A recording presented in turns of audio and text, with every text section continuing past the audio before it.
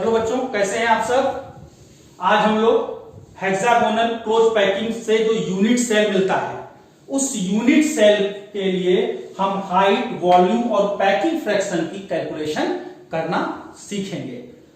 ये hexagonal unit cell आपने draw किया जो हमको हेक्सागोनल क्लोज पैकिंग से मिला। ये फर्स्ट लेयर है, ये सेकंड लेयर है और थर्ड लेयर फर्स्ट लेयर के समान होती है। ये हाइट h है, ये सेंटर है। हेक्सागोनल यूनिट सेल में आपको पता है कॉर्नर पर एटम होते हैं, फेस पर एटम होते हैं, दो अपोजिट फेस पर एटम होते हैं और तीन एटम जो होते हैं वो यूनिट सेल के बीच में होते हैं। अगर हमको हेक्सागोनल यूनिट सेल के लिए या हेक्सागोनल क्लोज पैकिंग के लिए पैकिंग फ्रैक्शन चाहिए तो निश्चित तौर पर पैकिंग फ्रैक्शन निकालने के लिए हमको वॉल्यूम की आवश्यकता पड़ेगी, यूनिट सेल के वॉल्यूम की आवश्यकता पड़ेगी। तो इस यूनिट सेल के वॉल्यूम को हम कैसे कंसीडर करेंगे, कैसे कैलकुलेट करेंगे, तो इसके लिए हम क्या करेंगे, ये जो हमारा हेक्सागन बना इसका हमको एरिया चाहिए और ये हाइट चाहिए। क्लियर। तो एक एक करके हम लोग देखें कैसे हम निकालेंगे। तो सबसे पहले अगर मैं आपसे क्वेश्चन पूछूं कि इस हेक्सागोनल यूनिट सेल के लिए जो मैंने पहले भी बताया है आपको, जेड इफेक्टिव मतलब इस हेक्सागोनल यूनिट सेल में कितने एटम का कंट्रीब्यूशन हो रहा है। कंट्रीब्यूशन कितने एटम का है, बोले तीन तो पूरे अंदर है, कॉर्नर पर 6 ये वाले कॉर्नर पर है और 6 इस हेक्सागन के कॉर्नर पर है और दो फेस पर है। क्लियर। अब किसका कितना कंट्रीब्यूशन हो रहा है इस पर डिस्कस किया जाए। कॉर्नर पर जो एटम होता है उसका कंट्रीब्यूशन कितना होगा, ये कैसा हमारा यूनिट सेल है हेक्सागोनल। तो यहां पर देखिए ये जो एंगल अगर देखा जाए तो 120 होता है। क्लियर। तो अगर हम देखें तो इसके बगल में एक हेक्सागोनल यूनिट सेल होगा, एक इधर हेक्सागोनल यूनिट सेल होगा, तो तीन ऊपर भी होंगे। तो एक में एटम का जो कंट्रीब्यूशन होगा वो कितना होगा 1/6। कॉर्नर वाला एटम 6 यूनिट सेल से टच रहता है। क्लियर। तो एक एटम का एक यूनिट सेल में जो कंट्रीब्यूशन होगा वो कितना होगा 1/6 और कितने कॉर्नर होंगे 6 ये है 6 ये है, 12 कॉर्नर इंटू 12 हो जाएगा। फेस वाले का जो कंट्रीब्यूशन होता है एक यूनिट सेल में 1/2 होता है और कितने फेस पर एटम होते हैं 2, तो 1/2 इंटू 2 और तीन पूरे एटम जो होते हैं इस यूनिट सेल के बीच में होते हैं। तो टोटल कितने एटम है एक यूनिट सेल में 6। जेड इफेक्टिव की वैल्यू आ गई 6। अच्छा, अब हम देखिए ध्यान से, ये जो सेंटर पर हम इस हाइट को निकालने के लिए, ये हमको जो हाइट, हमको वॉल्यूम निकालने के लिए इसका एरिया चाहिए और ये हाइट चाहिए। तो इस हाइट को निकालने के लिए मैंने क्या किया, ये जो फेस वाला एटम है, ये दोनों जो फेस वाले एटम है इसका बीच का सेंटर देखिए ये है, यहां से यहां तक की डिस्टेंस x मान लिया, तो यहां से यहां तक की भी डिस्टेंस कितनी होगी x, यहां से यहां तक टोटल डिस्टेंस कितनी होगी 2x। यही हमारी हाइट हो गई जिसको हम लोग h हमने कहा, जिसको हमने क्या कहा h इक्वल टू क्या हो जाएगा 2x। तो हम पहले क्या करें, एक बार x निकालेंगे, देखते हैं अभी हम लोग x कैसे निकालते हैं। तो एक काम ये करते हैं, ये तीनों एटम हमने बाहर निकाल के रखेंगे। देखिए 1 1 2 3। क्लियर। ये एटम एक दूसरे को क्या करते हैं, टच करते हैं। एटम का रेडियस यहां से यहां तक r हो गया, इसका भी रेडियस r हो गया, ये भी रेडियस r होगा। इसके ठीक ऊपर ये फेस पर जो एटम है ये मैंने बना लिया। अब ध्यान से देखिए, यहां से इसके जो ठीक ऊपर है, इसके ठीक ऊपर है, यहां से हमने इसके सेंटर पर ये हमने एक परपेंडिकुलर डाल दिया, इन तीनों के सेंटर को ऐड कर दिया, ये हमको ट्रायंगल मिला, बाइलेटरल ट्रायंगल मिला। अगर हम यहां से इस वर्टेक्स से इस पर परपेंडिकुलर डाला तो ये एंगल कितना हो जाएगा 30 हो जाएगा। क्लियर।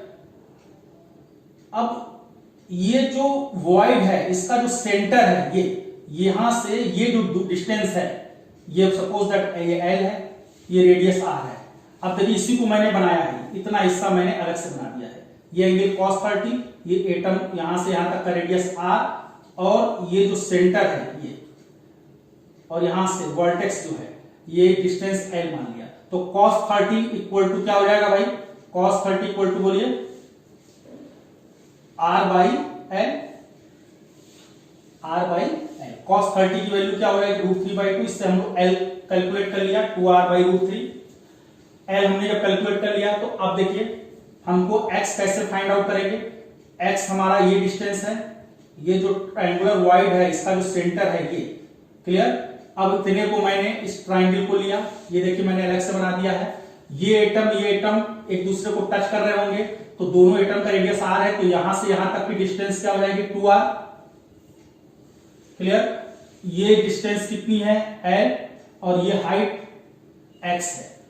तो अगर इसमें पाइथागोरस थ्योरम लगाएं तो क्या हो जाएगा, हाइपोटेनस का स्क्वायर जो होगा ये 2r है, ये हाइपोटेनस हो जाएगा, ये परपेंडिकुलर है, 2r का whole square equal to x square plus l square. इससे हम लोगों ने जो l की वैल्यू हमने यहां से 2r/√3 निकाला था, ये हमने यहां पुट कर दिया, क्लियर। इससे हम x की वैल्यू निकाल लेंगे। x की वैल्यू कितनी आ गई 2√2/√3r। x अगर हमारा ये x आ गया तो नीचे वाला पार्ट भी यहां से यहां तक की डिस्टेंस ये भी x होगी, तो total height h equal to क्या होगा 2x। तो अगर हम आपसे पूछे इस यूनिट सेल की हाइट बताइए, height of hexagonal close packing unit cell, hexagonal close packing unit cell की जो हाइट होगी,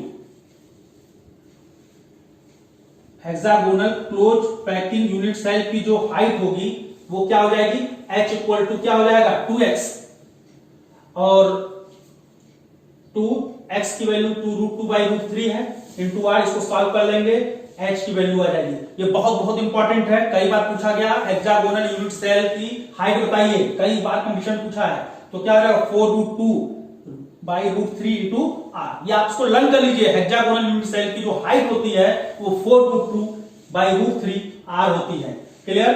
अगर हमको पैकिंग फ्रैक्शन चाहिए तो हमको इसका एरिया चाहिए, इस हेक्सागन का क्या चाहिए एरिया चाहिए, या इस बेस का आपको क्या चाहिए एरिया चाहिए। तो volume of HCP hexagonal close packing unit cell का जो वॉल्यूम निकालना होगा तो एरिया चाहिए, एरिया ऑफ बेस या area of hexagon into height. तो एरिया ऑफ बेस कैसे निकालेंगे, देखिए ध्यान से, इस हेक्सागन को ध्यान से देखिए, इसको हम इसके सेंटर पे जो फेस पे जो एटम है हमने ये लाइन ड्रॉ किया, ये हमारा बाइलेटरल ट्रायंगल बन गया, क्लियर। कितने बाइलेटरल ट्रायंगल बन रहे हैं 1 2 3 4 5 6। तो अगर हम इस एक बाइलेटरल ट्रायंगल का एरिया निकालने और 6 से मल्टीप्लाई कर लें तो क्या आ जाएगा हमको भाई, बोलिए भाई, इस पूरे का एरिया आ जाएगा। तो और इसमें हाइट से मल्टीप्लाई कर देंगे तो वॉल्यूम आ जाएगा, क्या आ जाएगा हमको इस पूरे HCP यूनिट सेल का वॉल्यूम आ जाएगा। तो volume of HCP unit cell क्या होगा, एरिया ऑफ बेस या area of hexagon into height, और एरिया ऑफ बेस क्या होगा एरिया ऑफ इक्विलेटरल ट्रायंगल। और चूंकि कितने ट्रायंगल बन रहे हैं इसमें, आपने एक का एरिया निकाला, इस तरह से एक का निकाला, ऐसे ऐसे 1 2 3 4 5 6 से मल्टीप्लाई कर देंगे तो पूरे का एरिया आ जाएगा, और इस पूरे एरिया में हाइट से मल्टीप्लाई कर लेंगे तो हमारा वॉल्यूम आ जाएगा, क्लियर। तो area of base into height, clear. तो ये एरिया ऑफ बेस निकालने के लिए क्या होगा, हमको एरिया ऑफ एक इक्विलेटरल ट्रायंगल का एक निकाल लिए एरिया, एक इक्विलेटरल ट्रायंगल का एरिया क्या होता है √3/4 इंटू साइड स्क्वायर, क्लियर। और ऐसे कितने इक्विलेटरल ट्रायंगल बनेंगे उस बेस में 6 इंटू हाइट h। तो इसको आप सॉल्व करिएगा, साइड का मतलब ये साइड एक स्फीयर यहां है, एक स्फीयर यहां है, तो साइड जो होगी, जो हमारी जो ये यहां से यहां तक की जो लेंथ होगी वो किसके इक्वल होगी 2r के। यहां पे जो एटम होंगे तो कितने होंगे, ये एज लेंथ जो a है वो किसके ऊपर होगी 2r के, एटम का रेडियस r है, तो साइड की जगह क्या लिखा आपने 2r का होल स्क्वायर। इसको आपने हाइट आपने ऊपर निकाल ही लिया था, इसको आप सॉल्व करिए, देखेंगे कि वॉल्यूम जो होगा 24√2r³ आया। तो इस तरह से हम लोगों ने वॉल्यूम ऑफ HCP यूनिट निकाल लिया, हाइट निकालना सीख लिए, height of HCP unit cell निकालना सीख लिए। अब हम पैकिंग फ्रैक्शन निकालेंगे। तो पैकिंग फ्रैक्शन निकालने के लिए हमको Z effective into volume of one atom by volume of unit cell. आपने यूनिट सेल का वॉल्यूम निकाल ही लिया, एक एटम का वॉल्यूम आपको पता है 4/3πr³, और Z इफेक्टिव आपने उस हेक्सागोनल यूनिट सेल के लिए Z इफेक्टिव आपने निकाला, कितना आया था 6। Z इफेक्टिव मतलब number of effective atoms per unit cell. तो जो हमारा यूनिट सेल था हेक्सागोनल, उसमें जेड इफेक्टिव की वैल्यू जो आई थी वो कितनी आई थी 6, और एक एटम का वॉल्यूम 4/3 पाई आर क्यू, और जो हमारा यूनिट सेल था हेक्सागोनल उसका वॉल्यूम हमने निकाला था 24√2 आर क्यू। इसको आप सॉल्व करेंगे तो जो पैकिंग फ्रैक्शन आएगा वो 0.74, और पैकिंग एफिशिएंसी जो होगी वो 100 से मल्टीप्लाई कर देंगे पैकिंग फ्रैक्शन में, तो 74%। तो हेक्सागोनल क्लोज पैकिंग में जो हेक्सागोनल यूनिट सेल था, ठीक है, उसकी हाइट हमने देखा, हाइट निकाला, कितनी हाइट आई था h = 4√2/√3 इंटू आर। वॉल्यूम उस हेक्सागोनल यूनिट सेल का जो वॉल्यूम था हमने निकाला 24√2 आर क्यू, और पैकिंग फ्रैक्शन जो है 0.74, और पैकिंग एफिशिएंसी 74%। इसको देखिए भाई, हमने समराइज करके जो भी हमने पैकिंग पढ़ी उसको समराइज करके एक हमने टेबल आपके सामने रखा है। इसको आप ध्यान से देखें, इस टेबल को कायदे से लर्न भी कर लें, और कैसे फाइंड आउट किया जाता, कैसे हर वैल्यू को कैलकुलेट किया जाता है, ये तो मैंने आपको वीडियो में बताया ही है। तो इसको ध्यान से देखें। टाइप ऑफ पैकिंग मैंने पढ़ाया सिंपल क्यूबिक क्लोज पैकिंग। इसमें जो पैटर्न है एटम्स के अरेंजमेंट का अलग अलग लेयर में ए टाइप का पैटर्न फॉलो होता है। कोऑर्डिनेशन नंबर 6, एक एटम 6 एटम से सराउंडेड होता है, टचिंग एटम 6 है। सिंपल क्यूबिक क्लोज पैकिंग के लिए कोऑर्डिनेशन नंबर 6 होता है। पैकिंग एफिशिएंसी 52.4% होता है। और इस सिंपल क्यूबिक क्लोज पैकिंग से जो यूनिट सेल मिलता है वो कौन सा यूनिट सेल मिलता है? Simple unit cell. कौन सा यूनिट सेल मिलता है? Simple unit cell. Body centre cubic close packing में जो पैटर्न है एटम्स के अरेंजमेंट का अलग अलग लेयर में, वो एबी टाइप की पैकिंग मिलती है। कोऑर्डिनेशन नंबर 8 होता है, और पैकिंग एफिशिएंसी 68%। और इस body centre cubic close packing से जो यूनिट सेल निकल कर आता है वो कौन सा यूनिट सेल मिलता है हमको? Body centred cubic unit cell. Hexagonal close packing जो थी, इसमें जो पैटर्न था पैकिंग का वो भी एबी टाइप का होता था। कोऑर्डिनेशन नंबर यहां पर हमने देखा था कितना निकल के आता है 12, और पैकिंग एफिशिएंसी कितनी होती है 74%, जो अभी हमने निकाला। और इससे, इस पैकिंग से जो यूनिट सेल हमको मिलता है वो कौन सा यूनिट सेल होता है? Hexagonal unit cell. ठीक है, ये क्यूबिक नहीं होता, ये यूनिट सेल नॉट क्यूबिक, ये हेक्सागोनल यूनिट सेल क्यूबिक नहीं होता है। और लास्ट जो है क्यूबिक क्लोज पैकिंग।